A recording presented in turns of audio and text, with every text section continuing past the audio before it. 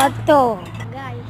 Ay, part 3 na to guys. Ay, part 2 guys. Part 2. Ayan guys. Yung sinasabi nyo yun guys. Wala tayo doon.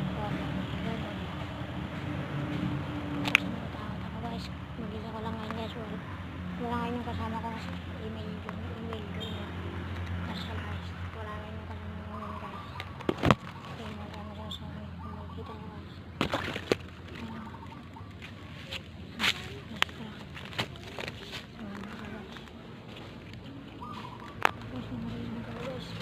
Nakalabutan na ako guys. Yun na guys, tumatay na yung balahibo ko. Ayan guys, subukan natin pumunta rin kung pumunta ba tayo dun guys.